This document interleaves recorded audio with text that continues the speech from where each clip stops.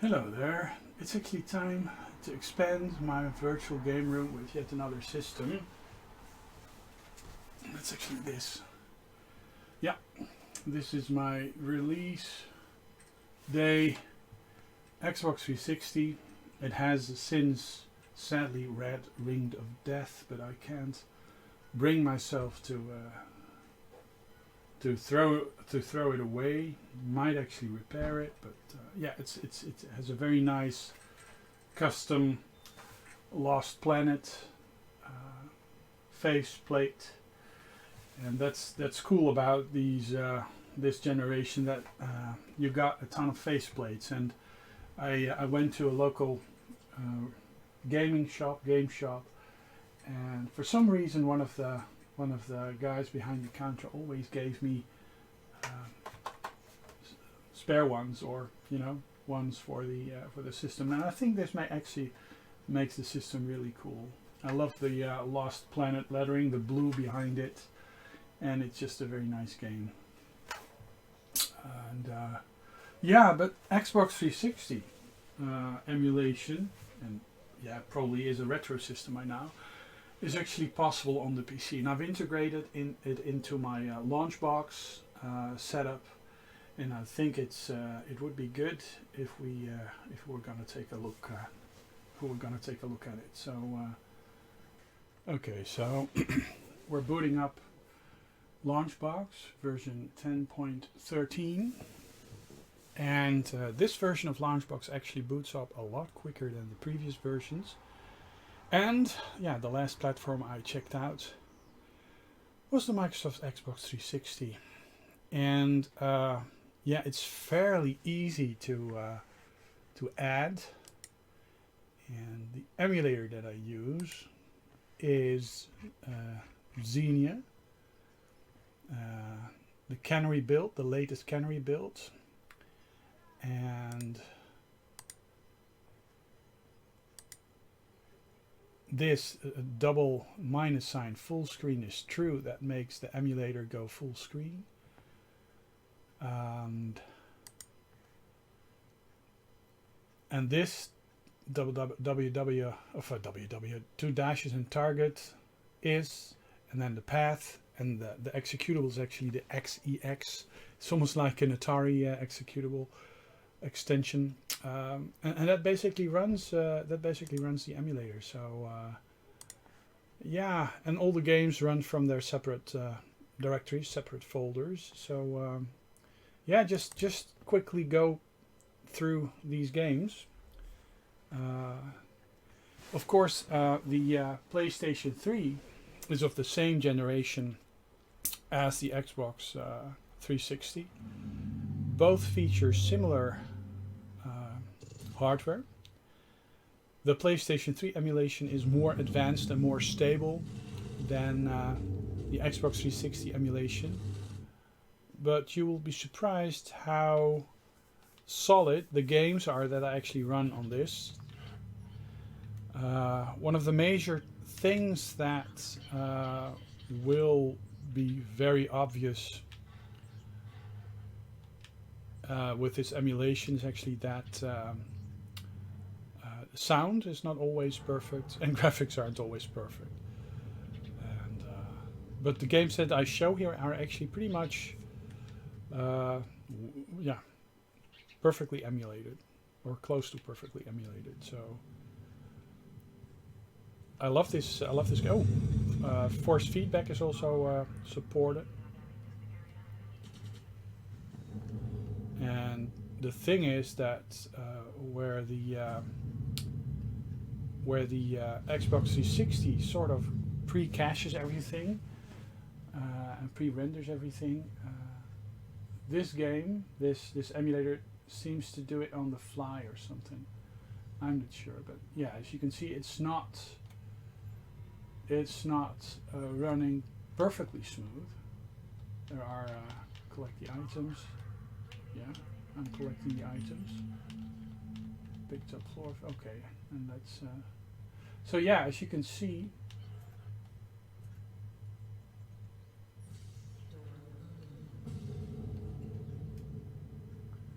as you can see, it's not as smooth as you want it to have. So this is sort of playable, but it's not like, you know, it doesn't have a smooth frame rate. So the hardware that I'm using this on is a Ryzen 7 2700, but on an i7, a 4th generation i7. This actually performs very similarly and above. So yeah, it's actually quite interesting to see that yeah, that the PC is actually capable of playing this, and it's insane to think that Sony just says, well, you know, backwards compatibility, it's not possible, and then you see all this third-party stuff happening, and you know, games just run on the PC, and everything just runs on the PC. You know, there's just I think we're there's no distinction. I think we're looking at the future. You know, I don't think that streaming games is actually the future, because, you know, as you can see with this pandemic, a lot of people using the internet at the same time, streaming, they actually have to tone down the speed. So we're watching our videos at 720p or even SD. So I don't see streaming in the future to be a big thing. It's just too much of a hog on resources. But I do see local gaming to be a thing, and perhaps with APIs of certain consoles or developers running on Windows or Linux with some sort of Steam-like functionality, then it might not actually matter what hardware you run it on, the game on. It'll just work. This is just as I mean, it does run at full speed, but there's definitely some stuttering going on. So okay, so that's the Alien Breed series. Let's not do all the series. The Alien Hominid, of course, this is also a very nice cartoony game. Played this on the GameCube quite a fair bit. I love the graphics, and of course all the games that I show you here I own for real in some form, you know, be it digitally, be it physically. So this is just for demonstration purposes. You know, I don't condone piracy. Emulation and piracy is not the same, but I do think that if the companies themselves don't provide us with access to our games, you know, even Microsoft wants you to log in to a server to verify whether or not you have a license to play your game. Now this emulator, if you can actually get your license off your Xbox and have all the games that you bought previously full on the emulator, which is good, because, well, it allows you for some preservation. Yeah, and I'm dead again. But yeah, this pretty much runs very well. Perhaps not as smooth as the original, but the sound is there. So yeah, this game is actually very nicely done. So Angry Birds. Now this emulator does seem very solid, but it's it is not. You really have to select the games that you want to play, and well, here's a good example. You just get a wide screen. Oh, you just get a wide screen. I thought, well, you know, it's not booting, but I guess it pays off to be a little patient. So this is like a 7-year-old game, 2013. So it's not that old.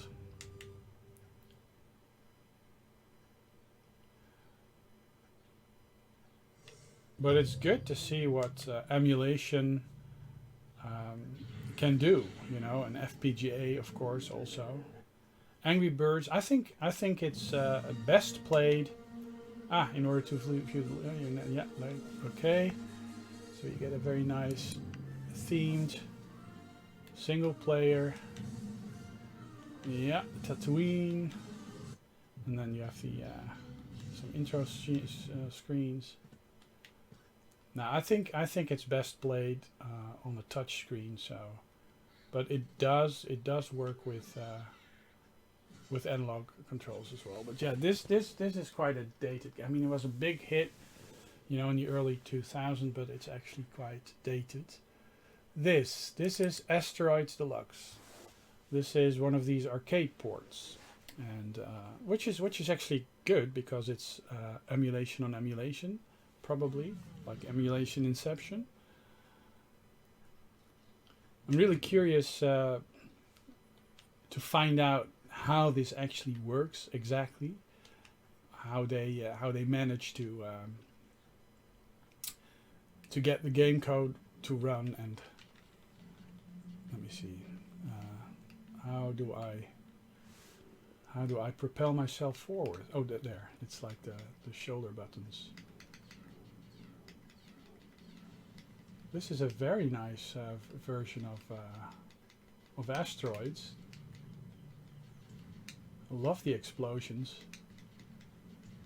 But yeah, this is just a game that probably doesn't take too many resources, and sound is okay, graphics are okay, no glitches. You know, that's running pretty much perfect.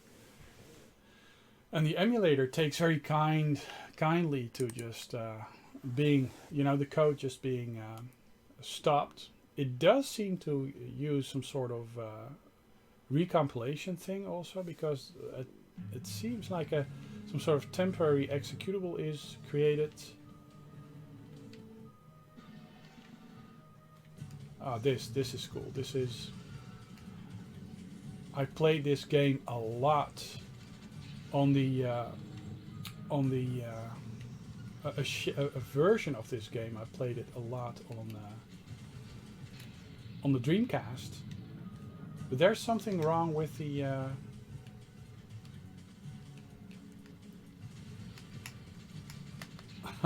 I keep dying, but might be something wrong. But yeah, Banghai O, Battle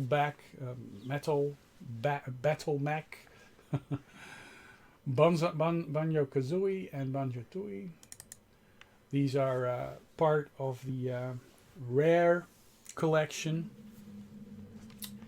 I've got the Rare collection. I've got that multiple times. I was part of the beta testing team on Xbox One for a bit, and as a present, I got the Rare collection, and for some reason, I also had the Rare collection on the Xbox 360. So actually, that version is also on my Xbox One. My Xbox One just contains so many Xbox 360 titles and also original Xbox titles. And I think the way I'll continue to play offline, so it really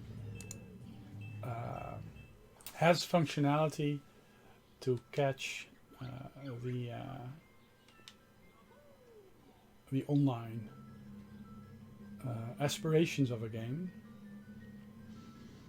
But yeah, I think the way Microsoft goes about backwards compatibility and stuff, you know, being able to play the games, be it, you know, original Xbox games, Xbox 360 games, or Xbox One games on the next generations of consoles. It's a good thing. It's a good thing. And perhaps at some point you just log into your Microsoft account and play the games that you own on your PC if it has decent hardware specs, regardless of, you know, the platform it used to be on. Just, you know, the games just run in APIs and, you know, perhaps some sort of virtualization, and it all works. Now this very cool Nintendo 64 port really shines on the Xbox 360, and I must say I've played this a bit, and it actually works Works very nicely, very nicely. No graphical glitches. It just works. Now Banjo-Tooie is the same story. So let's go to Battlezone, another classic emulated game. Battlezone, of course, the famous Atari tank game, a 2007 iteration of it. There's a very cool version of Battlezone on PlayStation VR, but as I can't stomach a VR, I get oversaturated with flooded with information. It's just too much for my brain. But I might want to revisit. So there's one in front. So it starts out pretty sedate, and it really is true to the original graphics. You know, like the vector style graphics. And you have your an enemy in front. There it is. They're not very keen on firing at you at first, but yeah, as you can see, smooth, solid performance, and I must tell you that the sound is also very well done. Perhaps turn it on a bit, because otherwise you'll just hear my voice. Yeah, so that works. Bubble Bobble also is, of course, a retro game. So there's a lot of arcade games here. I guess they work on the emulator because they might not tax the hardware. Yeah, create game data. So it's like you're running it for the first time. I am actually running this for the first time. Of course, these arcade games, if you look at my Xbox Live games, then you actually see that all of these games are on there. Player select. No, just and then next. I'm just very distracted here. The menu system is not that obvious. Of course, Bubble Bobble, a great version of the game. I think a lot of these Xbox 360 arcade ports, they really did well because they kept true to the graphical style, and it's quite easy to ruin. It's quite easy to ruin these old games by by letting the gameplay interfere with the gameplay, and this basically is exactly the same gameplay, but in a very nice presentation. But I actually do prefer the old stuff. Now, Choplifter is also a very nice game. It's very different from the original. It does have a core game mechanic that's actually very similar, but the execution is just totally different. And I'm hoping this actually runs pretty well on the emulator. There's actually two or a couple of Xbox emulators, but this one is actually the most versatile. It has a few forks. There's Xenia Canary build, and then there's the master build, and both are developed from a single fork, but for some reason I seem to have more luck with the Canary build.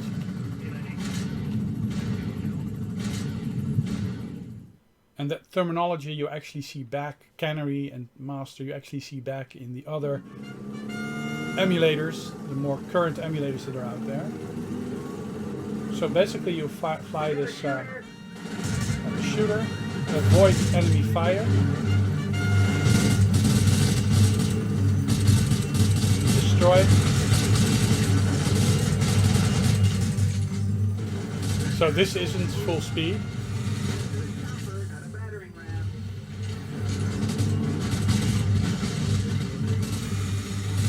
I mean, the sound and everything is full speed, but it is choppy.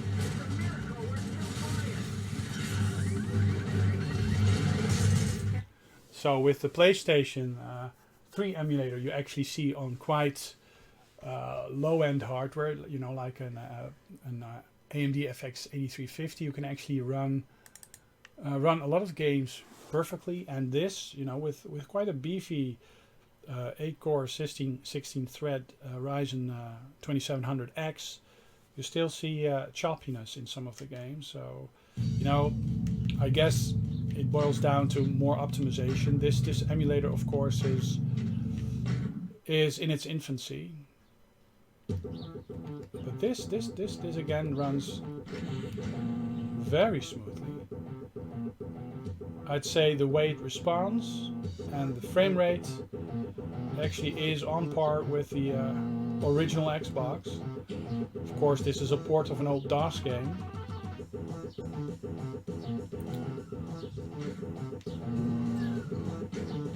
But yeah, it just does its work. There's a lot of controversy around these ports on the consoles because some people just don't like them, others do. Now, Galaga Legions on the Xbox 360 emulator, it might throw up an error. On the PlayStation 3 emulator, it's just, you know, running beautifully. Now, it would not surprise you if I were to tell you that I actually bought this digitally on the PlayStation 3 as well as on the Xbox 360. I just love these games with built-in high scores and, you know, the online functionality, the leaderboards.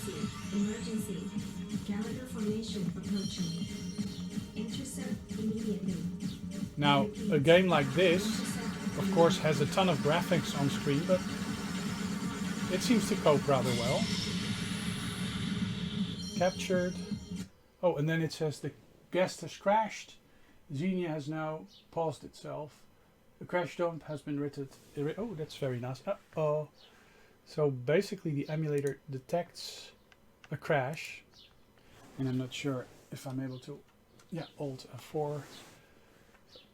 So yeah, that sort of stuff happens more, you know, with this emulator. If you compare it to the PlayStation 3 emulator, they're in totally different realms of how well they function at this moment. But what works is actually quite surprising. Now, Geometry Wars is also one of the games that I have on every system.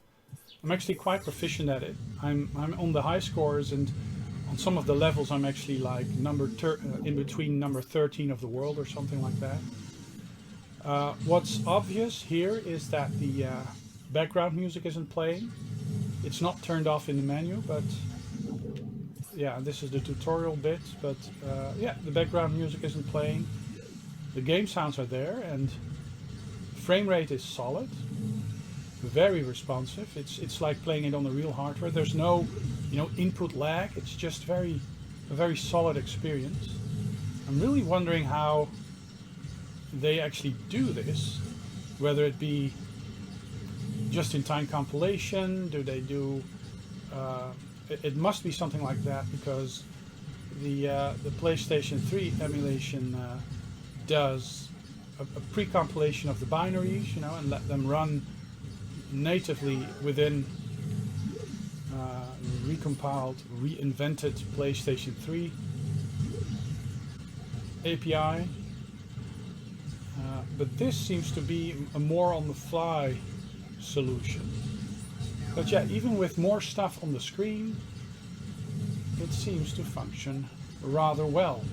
Now, of course, this is just a small sample of the games running, and I'm actually quite curious whether or not this actually is stable enough to go to the next level. So level complete, and it'll present you with a way to go to the next. Yeah, so the scoring is added. Let's move on. Of course, the leaderboards stuff are not available. Now that would be something actually, to be able to log in with your Microsoft account.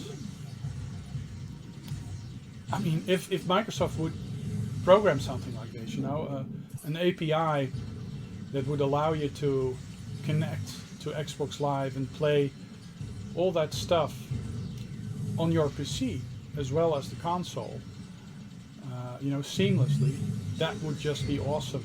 And I mean, technically, I mean, if you look at this, it should be possible, you know. I mean, it's, why not? I mean, if third-party people can do it, certainly Microsoft will be able to do it. Now, what's interesting is that, of course, this, you know, having access to your games like this through emulation, the games that you bought, independently of the creators, how do you say, independently of the creators' servers and dial home checks, that's just actually a big bonus for me.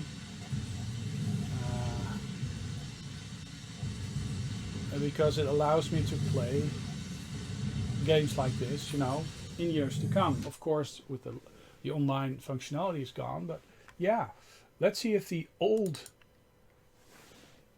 Geometry Wars also functions. We'll just you know, go on trying these games.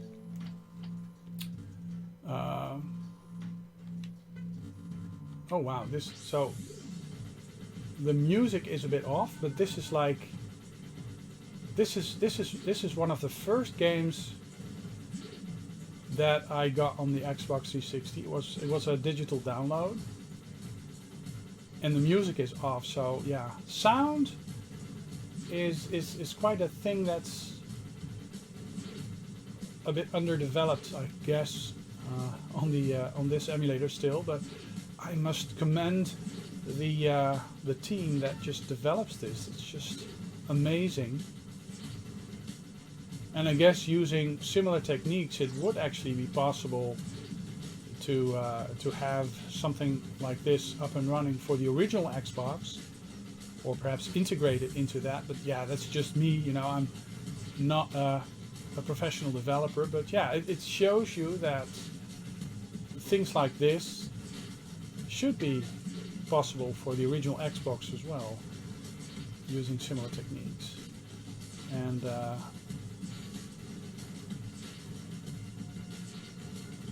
yeah, this was the game that actually made me buy an Xbox 360.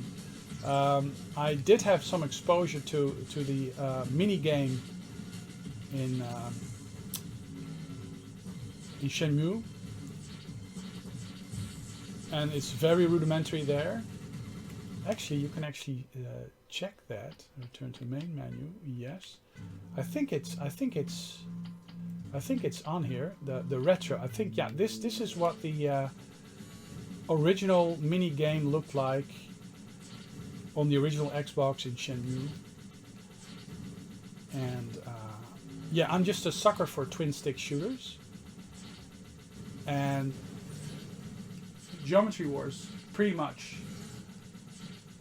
is the perfect whoa, it's the perfect shooter for that. I mean, the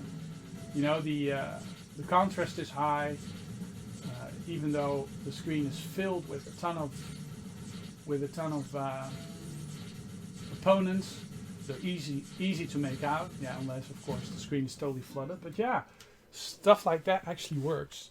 Now they sort of perfected started to perfect the Geometry Wars with Geometry Wars Retro Evolved #2, and of course the game on the GameCube, the Wii, I mean, where you actually where they introduced the geomes. And the geomes, continue without saving. So yeah, the games do complain about not being present. Now this mechanic, where you actually have to pick up the geomes, adds to it, because it has you move in and out of the enemy's range and move around the game screen with purpose. And I must say that the bloom effect used in this game with the higher resolution graphics, and the music runs. So yeah, I guess the emulator must like this game.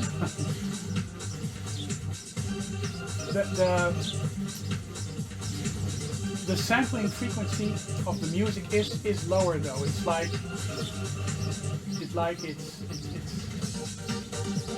the music is sampled at a different frequency. I mean, I didn't change any of the Xenia settings. I just, downloaded the executable and configured it within RetroArch, and it just runs. So let me see, Ghostbusters, Sanctum Slime. So yeah, most of the games that you see me try here are Xbox Live games. It's not easy to get disc games to your PC, but it's easier to get Xbox Live games to your PCs. And of course, I'm only using games here that I actually own myself, digitally. And yeah, emulation is not piracy. Emulation is all about preservation, and of course, it will eventually make games like this available in the public domain and accessible for us to play. And I guess a lot of these games are actually worthy of being played later on. This seems to work pretty well. I'm curious about the 3D performance, so I'm just gonna go through this cartoon-like intro, which is actually excellent. I love it. You get a little interactive comic book at the same time. Of course, this is best multiplayer, but yeah, this is also one of these nice run and gun games. And again, I don't think this actually runs uber smooth. It's still, oh wow, nice transparency effects.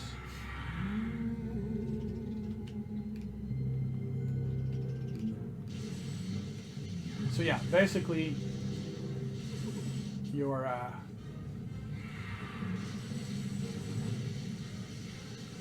so yeah, you can see that the performance is not the greatest with this game. So it's a bit of a hit and miss whether or not it works. Gyros should probably work because it's a fairly simple skin over the original arcade port. I believe they use emulation in this. Yeah, digital arcade emulation technology. So this is sort of emulation inception. Now I do like the original graphics, but also the reimagined graphics. And this one actually is pretty well done. Let's turn up the volume. So with this game, the music on the original is very clear. It sounds muddled here, like it's coming from somewhere underneath. From within a body of water, like a bucket, and then the speaker is submerged and it just bubbles through. But it runs full speed and it's very responsive. So I mean, if you just look at the graphics, you'd almost think that it's running on the real hardware. Perhaps the frame rate might be a bit lower. I mean, it's uber smooth 60 frames per second, and this is not 60 frames per second. I mean, I'm capturing this at 60 frames per second, but it's slightly lower, but it's perfectly playable. Now, this emulator really behaves when you switch back and forth. Now this Hydro Thunder Hurricane, I just would not believe that this actually runs on the emulator, but it does. I'm hoping capturing this actually works because the emulator, it uses Vulkan, I believe, and luckily it doesn't change the resolution of the screen. Now this uses quite elaborate graphics. Let's turn down the music is choppy, but the graphics in this, the water, the water model, the textures used, the reflections, that's actually quite indicative of how well the GPU is actually, or the code for the GPU is actually executed. This actually runs probably at 30 frames per second, I'm guessing. There's no music. I believe in the original there's background music. and so far the there's the transparency effects in the water actually work pretty well, and yeah, it runs smoothly. So I'm very curious what technique they use to actually execute the code. How, you know, what type of are they using a CPU emulation just in time, or must be, because there's no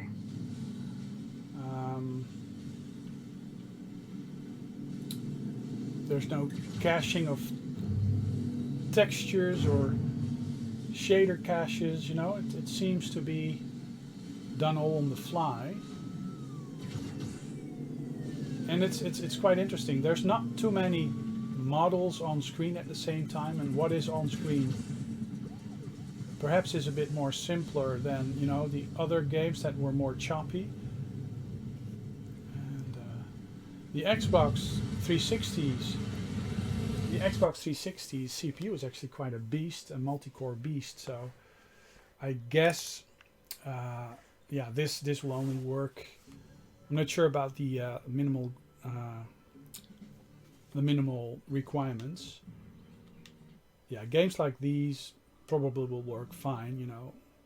They and I just love games like this. Jewel Quest, Bejeweled, and there's quite a few games like this that have RPG elements introduced with them. A Dutch developer does that, and that's also very nice, that you can actually level up, use magic instead of collecting the specials on screen. So that's actually quite interesting that they combined RPG ability management in games like this. Oh, and here we have the graphics device lost, probably due an internal error. Okay, and now what I know is that this emulator somehow crashed. Let me see. Show. No, I wanna see the. I wanna see my. There it is. So now I do have to restart my PC, because if I restart the emulator, it'll just not interface with the graphics card properly. So I'm just gonna stop the recording, reboot my system. Here I'm back. Actually, it may have been a Windows update that threw a spoke, a spanner in the spokes, in between the spokes. So I'm booting. Oh, let's go to the screen. I've booted up Launchbox again, and let's continue. Jewel Quest we did. Joe Danger, the movie.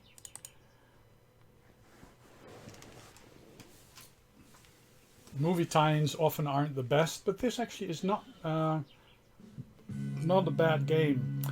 And a lot of these arcade games, they came in pretty cheap, almost like the Apple,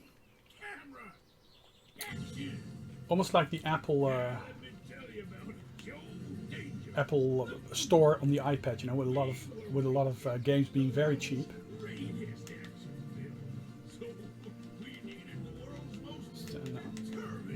A very nice cutscene that's not to be skipped or something, but yeah, this game uses a lot of physics. Hollywood. I like games like this. So movie mode. So basically all the scenes from the movie have been turned into games. And this game also, you see that it doesn't run full speed. Matter speed with left trigger.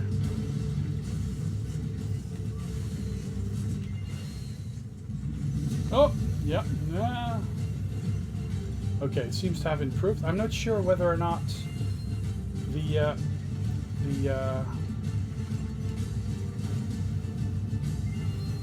the frame rate is actually interfered with. Oh bloody hell! I'm just very curious whether or not the frame rate is actually interfered with by the system. Actually, I'll believe Joe Danger, the special edition. Let's go to Lara Croft in the Guardian of Light. What I was saying is, I'm quite curious whether or not the initial performance of the game is actually hindered by the fact that also some shader caching in the back is actually taking place, like on many of the other emulators that are out there that are 3D. You know, the Dolphin emulator uses shader caching for the GameCube and Wii. Of course, the Wii U emulator Simu is actually very famous for its shader caches and stuff. The PlayStation 3 emulation uses shader caches. I'm not sure. This emulator just seems to behave like like one of the older emulators that just does everything on the fly and doesn't produce a ton of shader caches. Continue. I was somewhere within a tutorial or something, and let's see if we can get to continue. So let's drop a bomb. I believe it was one of the. Was it one of the triggers? No. Okay, perhaps I should interact with this dude first.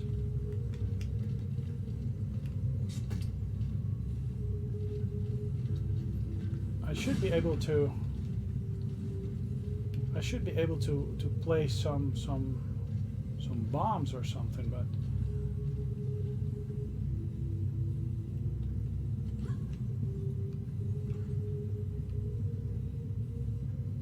it does seem to run pretty smoothly, you know, with the sound and stuff.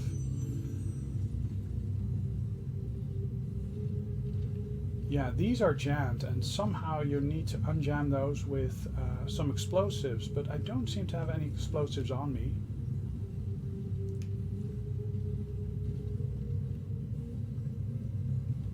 There are some diamonds and goodies to get, but well, you get a feel of how this game actually works. This game on the PlayStation 3 emulator also runs quite well.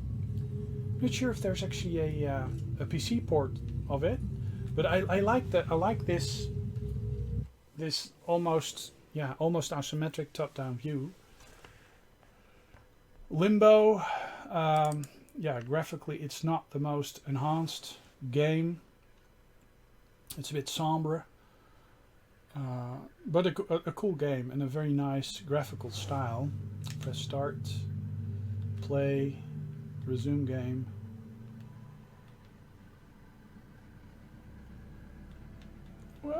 La, la, la, la. And hopefully not crashing. Oh, yeah. So there's nothing wrong with your TV set, and let's not impale ourselves. This is just what the game looks like. But yeah, it also does weird graphics like these. You know, like a lot of Marvel versus Capcom Origins. Now this is like a 2D powerhouse game, and it uses a different feature set of the Xbox 360 graphics. You know, perhaps they fake the sprite planes with polygons. I'm not sure, but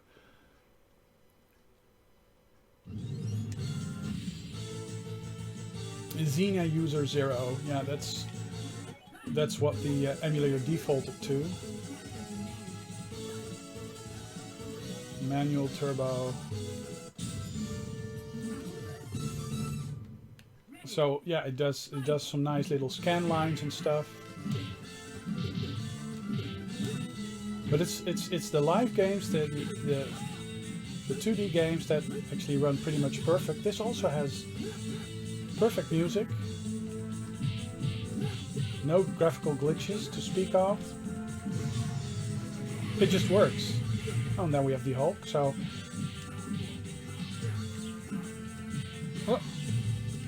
Oh, bloody hell. But yeah, mashup fighting games like that, yeah, they're cool. Mega Man, also a very well-known game. And I'm not sure what this ping was. Perhaps there's a newer version available. Oh, would you like to download the latest update? Sure.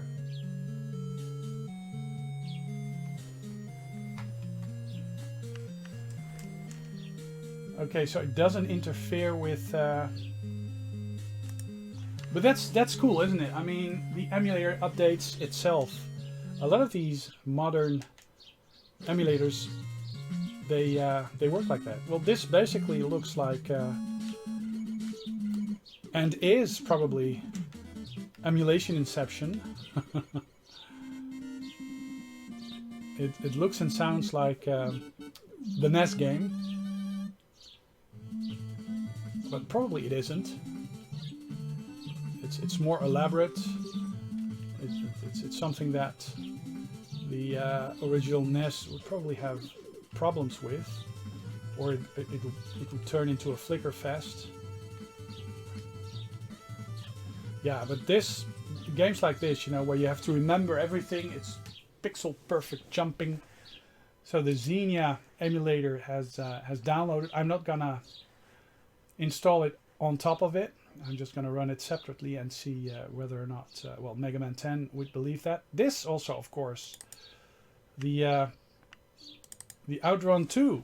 I mean, you're not able to buy it anywhere because of the Ferrari licensing.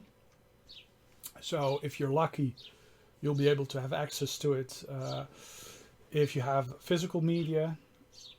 But digitally, well, I mean, if you bought it prior, it's still possible to re-download it for as long as, you know, the people in charge of the servers let you. Let's check out a bit of 15 course tracks. I'm not going to run through all of them.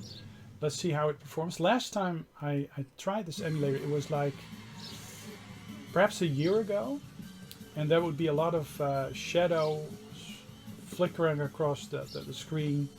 There would be a lot of graphical issues, and these seem to have disappeared. Frame rate is a bit choppy, and what's also quite interesting is that there seemed to be some sort of buffering, crackling sound in the sound. You might not hear it coming through the microphone, but it's like this constant crackling sound, like a fire crackle. And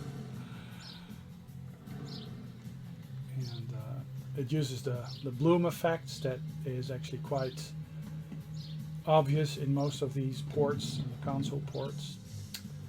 Controls are pretty much spot on. There's not much delay. It feels a bit sloppy though. I mean, the PlayStation 3 emulator manages its port of this game much nicer. That is, the input is more direct. But then again, I mean, it's very hard to compare emulators because their techniques are, you know, are quite different. But this game actually runs very well. It's very playable. The frame rate is 30, but sometimes it drops to 15, I think, if I were to guess. But it's not like the car is uncontrollable or something, you know. It's actually, you can actually very precisely control it. If there would be a ton of lag, you'd be constantly, you know, compensating for the input, and you would just like zigzag all over the place, and that's not the case. Of course, it's interesting to see if it's capable of downloading the new tracks, because it streams a lot of the tracks, the graphical information off the disc while playing. Actually, this port is pretty much doing identical stuff on many of the consoles. One of the first iterations of this game was on the Shihiro software, hardware. The was like an enhanced Xbox type of hardware, a Sega console or a Sega arcade board, basically with a Pentium 3 and double the memory that the home console, the home Xbox console had, and which made porting the arcade game to the Xbox original, actually quite easy, at least according to what you read. I'm sure there were a lot of challenges involved because, you know, with using half the memory. Now this is interesting, that the effects on the Niagara Falls are there. You know, a lot of these graphical things are just emulated nicely and perfect. So yeah, I'd say this is very playable, although the frame rate is not full speed. Pinball Arcade, also one of the first consoles that I just totally went all out, buying all the tables. Now on this emulation, I just have you know, just a few tables. On my original hardware, I just have all the tables. Now the graphics do seem a bit washed out to me. They're like they're not as bright. They're a bit washed out, but that might be the graphical style within the game. I'm not sure. The ball moves very smoothly, and the triggers respond nicely. And there's the shading on the ball actually looks very nice. I'd say this pretty much runs 30, perhaps even 60 frames per second. Yeah, this is very smooth. There are some few frame drops if you look very carefully, but yeah, this actually runs pretty much perfect. Yeah, if you do hear a lot of birds chirping, tweeting, that's because I have my window open, and we have a lot of slanted roofs in our house, and actually all along the edge of the roof, birds have built their nests, and it's actually quite nice to have these birds all around. We live on the edge of a small rural village, so there's a ton of birds that actually prefer our home. But yeah, this Gottlieb table actually works pretty well. The other Pinball FX by Zen, yeah, those were the two main. Oh look, there's a bit of flickering. Let's see, Speed Machine, Extreme Agents, Extreme. I think it uses the A button to fire, and then the same analog triggers. Yeah, performance is very similar, although not perfect.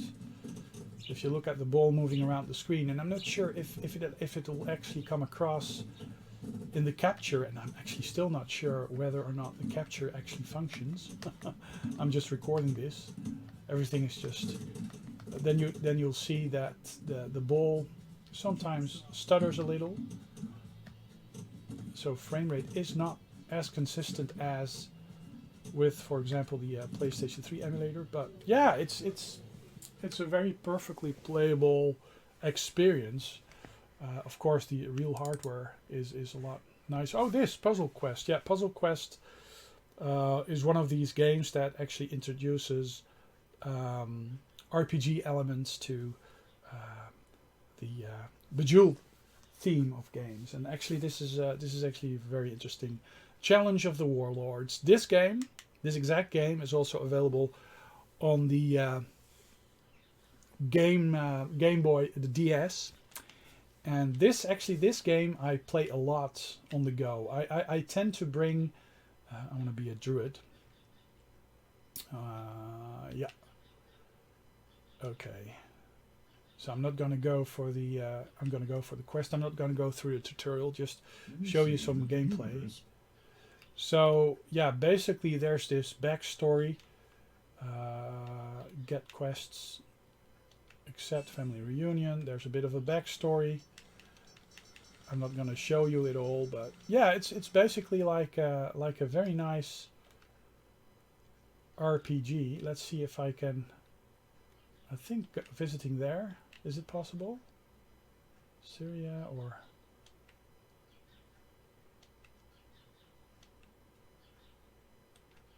I forgot how the interface works, but I wanna do a small quest, but it might not be possible. May need to have I may need to build something. Anyways, the interface is pretty much exactly like Bejeweled, and it functions pretty much spot on with a high frame rate without much choppiness, and the sound is good also. So you just have to believe me on that. Taito. Kicks, also a very nice game that I played a lot in the arcade. Actually, one of the arcade, the old arcade that we played at in Afifauna, basically had Kicks and Pac-Man, Donkey Kong, you know, the old classics. And I guess, oops, I think there was something wrong, but yeah, basically you have to square off parts of the screen until you get a certain amount of screen covered. And there's two speeds at which you can do it, and the speedier you do it, the less points you get. But yeah, basically, and you have to avoid those enemies. Now I've scored 95%. Well, and it basically goes on and on and on like that. And you're chased by opponents that skim the edge of the screen, pretty much like Amidar. R-Type Dimensions, also a very nice port. It basically is the arcade game, R-Type 1, R-Type 2. I guess you will be able to play the games with the original graphics, but also with a very nice 3D enhanced setting. And actually I want to show you the 3D enhanced graphics. R-Type single player, use the infinite mode, 3D, why not, and just stage 1. And I believe that, yeah, the and then the graphics device lost, probably due to the internal error. So yeah, this hangs the emulator and it also creates issues further down, so it basically interferes quite dramatically with the graphics driver. Okay, we're back. Let's check out that new download.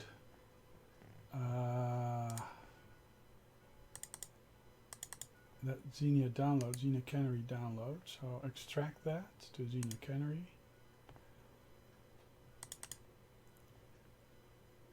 And see if I go to my Launchbox directory, Launchbox, emulators,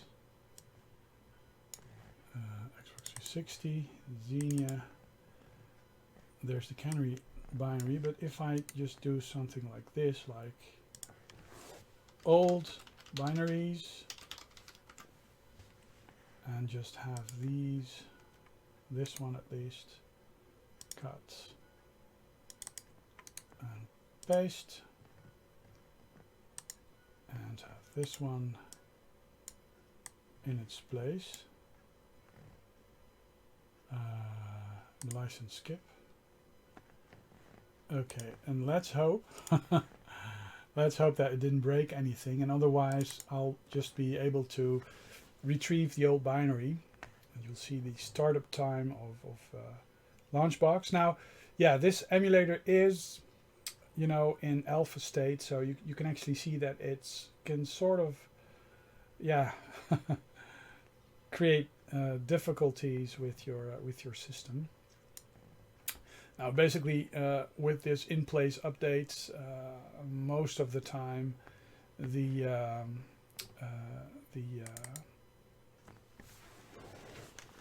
settings are just identical, and there's just very little settings. I mean, it just works.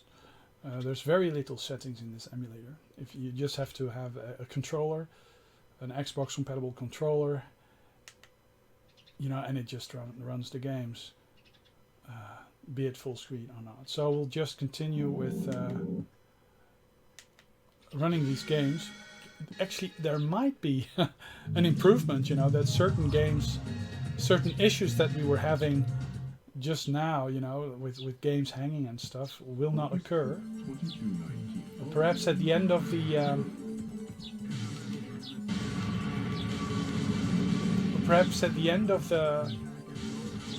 video, we'll revisit some of the games that weren't.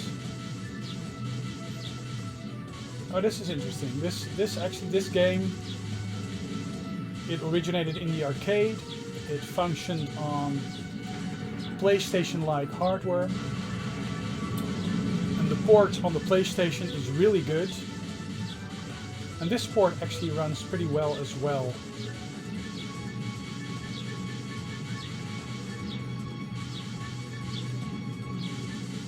The sound is working, and the frame rate was actually very, very good. Well, let's revisit what Geometry Wars. It didn't have any background music. Let's see if there's a change in that. The cool thing about emulators being developed by a big team. No, it stops again, I think. So let me see. Do I have... Continue at the beginning.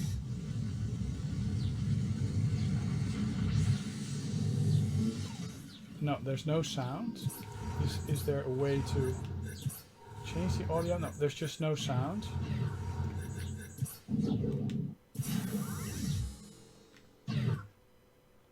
And most of these games actually had a way to exit the game. And perhaps that's the best way to exit the game. What other game? Oh, this Choplifter. It really was very choppy. So let's see if that actually has improved. You know, most of these updates are very small updates, you know, like bug fixes and stuff. But sometimes you'd have this really huge jump in compatibility or something that they figured out something, you know, or there's a speed up. But most of the time, these small updates are not big. More or less bug fixes. They're still press start. Control, mission overview, new. The sound seems a bit better, but I might be mistaken. Oh, this is actually a lot better. Look at this. Right there, bad guy. It actually was very choppy when we tried it the other... when we just tried it.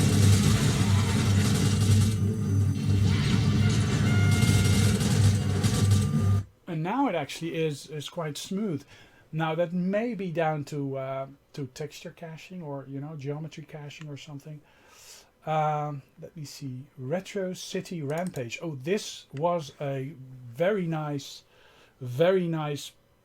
pixelated, almost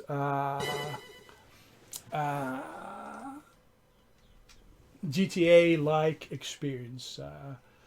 It's presented like an old arcade cabinet, and it's very NES-like. But of course, I mean, it sounds like NES. It may look like NES, but it's much more advanced than NES. The graphics it outputs are more complex than the NES can actually master. I don't want it, but it does really give you a retro fix. you're speaking, the heist is going on, and you basically can get into this car and just drive around. Mullet special. So it really is like a blast from the past. Yeah, I'm not sure about mixtapes, of course, but yeah, it's like 90s all over the place. You know, the character has a mullet. And Res HD. Now this game will only work. It's a rhythm music shooter. This game will only work, I guess, when it's absolutely perfect. You know, when the music is right on, the graphics are right on. Because if it's not, load failed, data corrupted, play, Res HD, play. Now the sound should be perfect. These graphics don't look, they look glitchy. So that's a bit of a thing, but the rest of the gameplay should be good, I guess. It's smooth. It's smooth. And of course you create the music is actually created by yourself, by the way you shoot things and the combo. So I guess it could become an issue if the music becomes more complex.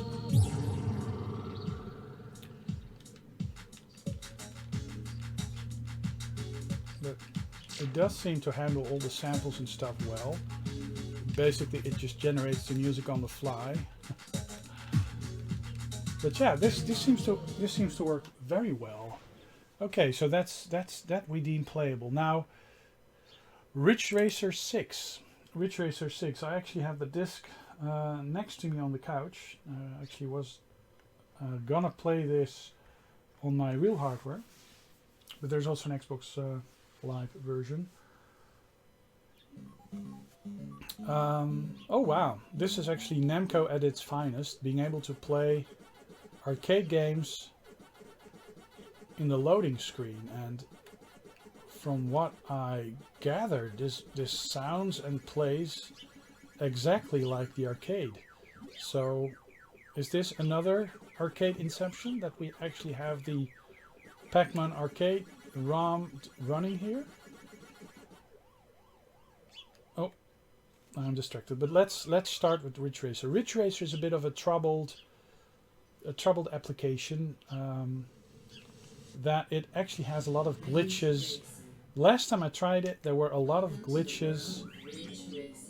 Data game is corrupt. Cancel load, yes. That may actually be a bit of a thing. That corrupt data might actually interfere with the game running properly. Now it's fairly easy to delete the corrupt data, of course. You just go to Windows Explorer, identify the data that's corrupt. Oh, look at that. It's very nice. I just love Ridge Racer. There are versions out for the PlayStation consoles. Not the PlayStation 4, I believe. But the PlayStation 3, PlayStation 2, and PlayStation Original. Get ready to race. And of course, on the Xbox 360, there's the Ridge Racer 6. Oh, yeah, the flickering trees. So yeah, if you're susceptible to flickering graphics, you might want to turn it off. Yeah, and basically, if you let the intro scene go on too long, it basically just won't let you enter the tracks. So it's basically a matter of just quickly go through the menus and not let the pan across the scene where you start, where you race, let that pan out too much. So yeah, this basically, I would deem this unplayable. But it does show quite interesting how let me see, this and then that and that, and then yes, and then just automatic, and then just quickly quickly just press start or press A just to, yeah.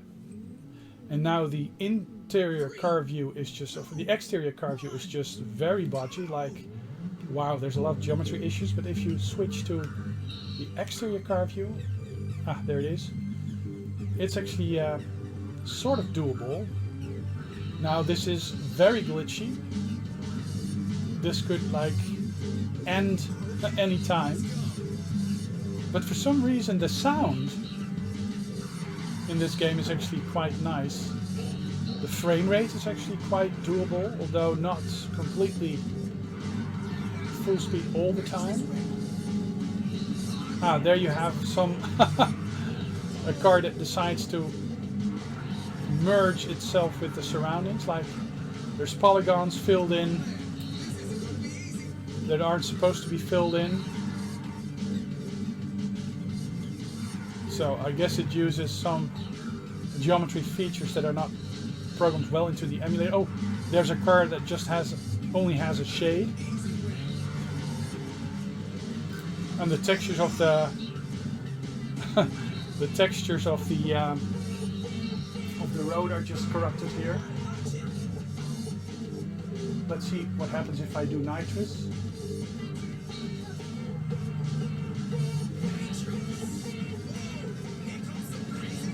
I guess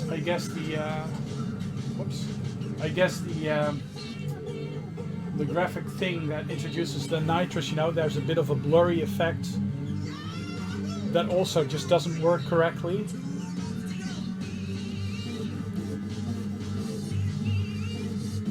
But yeah, I mean, for what it does, I mean, if you get past the crash-prone bits, and of course you'll never know what's happening here. You know, this could actually produce gigantic memory leaks. You know, and it could crash your system. But yeah, if you're susceptible to flickering graphics, you might actually have bitten your tongue and lay twitching on your couch, having let go of your urine or something like that, because that was awful. Yeah, so yeah, whoop, flicker fest. But yeah, I mean, sort of in-game, but not really. So Robotron. Robotron is, well, it's the ultimate arcade also. You know, the twin stick shooter action. That's something that I really like. The independent. I mean, I would love for Commando to have twin stick shooter functionality built in. Yeah, but this pretty much runs perfect. I mean, the sound is perfect, and I guess it's just, you know, very clean emulator code that just runs. And if that emulator code is fine, I mean, I love this emulator code. It has been around for years, so let's pick that up. So often things like that actually run pretty well in these virtual or in these virtual systems. Well, yeah. Robotron, Cinemora, a very nice shooter. I believe it originates in Eastern Europe, Bulgaria perhaps, or Romania. The cool thing is that they actually use Romanian or Bulgarian language within the game, and it really is a very interesting language to listen to. And you would mistake it for, you know, an invented alien language that you see. Would you like to sign in? No. Play the game. Story mode. Now, not all the versions can. This is cool. Yeah. Look, listen to this. Nem lehetsz adott időpillanatban több helyen. Mivel azonban te is halandó vagy, alaposan meg kell fontolnod, to me, és hol teszed. It sounds a bit like the sounds that you hear in Turkish. képességet szart se írhatalom nincs. There's like the U and the R. A hatalmat pedig But it's different, you know. It's different, and it really adds, I think, to the game. Just this. It really makes it a bit.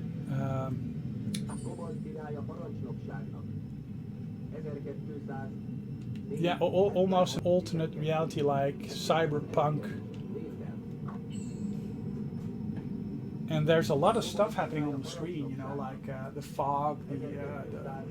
I guess the planets are in the background are like, you know, this JPEG that's just in the background. But the clouds, quite a few of the clouds in between the models are like real clouds. The rest is all. A lot of it is actually. Very cleverly done background graphics. What I find very interesting is that this actually runs very nicely. It really gives you a sort of World War II experience, you know, with the explosions in the air, the missiles and the rockets that.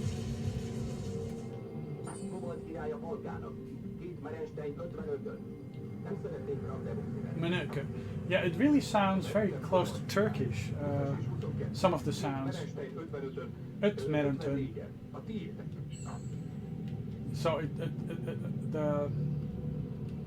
it must be. Oh, that's very nice. It must. Oh, these explosions are very nicely done. So yeah, this actually runs pretty well. Now, let's turn this off.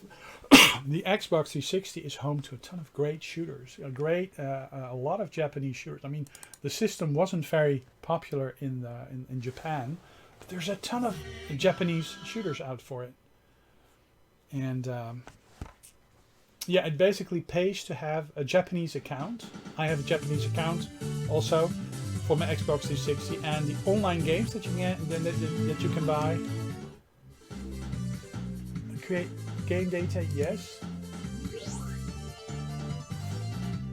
It's quite interesting how the emulator actually has certain system calls and translate them into these little dialogues. So this doesn't run full speed, or it does run full speed, but the graphics are a bit choppy. Now I'm to be honest, I'm not a big fan of these later Sonic games. I prefer the games on the 16-bit Mega Drive Genesis, and I do like the Sonic All-Star Racing games and stuff. So Episode 2, well, Spelunky is also a very nice game, a very nice arcadey game. One of these indie titles. Mossmouth.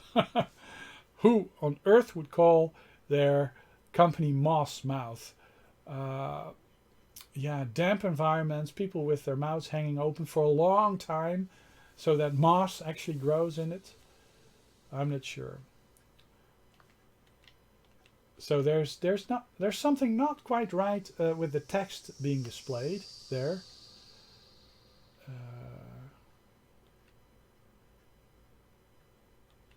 And I guess yeah, quite a fair few people would actually do it their own, you know, use their own routines for that. This is very reminiscent of the graphics you find in Zuma, even the music. But yeah, the text and the menus are unusable, and I'm not gonna go guess. Switchball. Now, Switchball is an interesting game. It's a puzzle game. It uses the physics engine that is also supported by the NVIDIA graphics cards.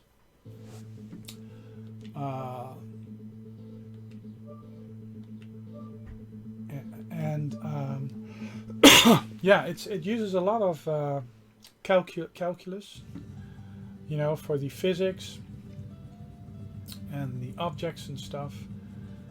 and originally the graphics are quite bloomed. Oh, this actually functions quite well. So the first level is a bit of a tutorial, but basically you guide this. It's like Marble Madness. You guide this ball through an environment, and basically you have to solve little physics puzzles. And I quite like that. I quite like to think on the fly. And what's really interesting is that I almost instantly see what I have to do. So the puzzles aren't, very, how do you say that, very difficult. What is difficult is finding the right camera angle for you to be at your best navigating all these structures. But you'll get the hang of it. And then I just exit the gyrocopter and it just goes off on a new level. I love the music in this game and the graphics. Most of the actually each level has each world, each huge how do you say it, conglomerate level has similar graphics. And here you can actually see the morphing into the metal ball. Now the metal ball is a lot heavier, but it is capable of getting around these metal cubes. Okay, so I guess my closing remarks kind of got cut off. Yeah, the emulator is quite buggy, so it actually craps up OBS also. And I guess switching from that switchball footage to my closing statements actually just totally crapped up the recording. Now I am recording an MP4 setting because that's actually easiest to use in my DaVinci Resolve software. But if the recording cuts out or craps out, you're left with a broken file. Now I do have some Wondershare software that's capable of bringing it back to life, or at least most of the file back to life, by using a reference video with similar settings, with the same settings actually, and recreating the stream that is found in the MP4 file. So yeah, basically there's just a whole a lot of gameplay cut off, but I'm just gonna leave it at that because I managed to repair that, and I'm just gonna edit it all together in DaVinci Resolve, and yeah, and just have that as the video. Yeah, I think emulation, bringing all these games into one gaming system, the ultimate gaming rig, my emulation gaming rig, is actually quite interesting. To have PC gaming, console gaming, retro computing, all consolidated into one system, and using the Launchbox interface with it, because actually it did work quite well. Yeah, allows for easy switching, easy searching, and also easy streaming if I were to stream it. But I guess using Xenia to stream from, it probably will interrupt the stream, crap out the system. I really had to reboot my system quite a few times. But yeah, I mean, it's just teething problems, and it'll probably be all right. If we're a few months further, the thing is that they have made incredible progress, and I'm not sure if I touched on this before during the video, or if that got cut out.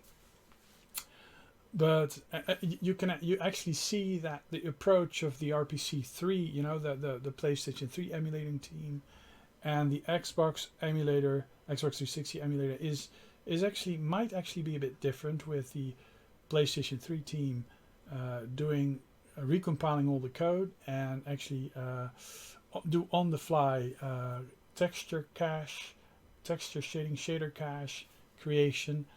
And the Xbox 360 team seems to do something similar, that is probably use a just-in-time compiler, because there's no compilation of code, and they do the same on the fly shader cache creation, like many of the other emulators out there. Yeah, it's you know, it's not really recommended to replace your Xbox 360 with the emulator. I mean, there's a ton of functionality, of course, within the Xbox 360 still, and online capabilities that you really want to use. But it's cool to have. It's cool to have, and it's cool to experiment with. I just love tinkering with emulators like that. And it's also cool to have the 360 in my virtual game room.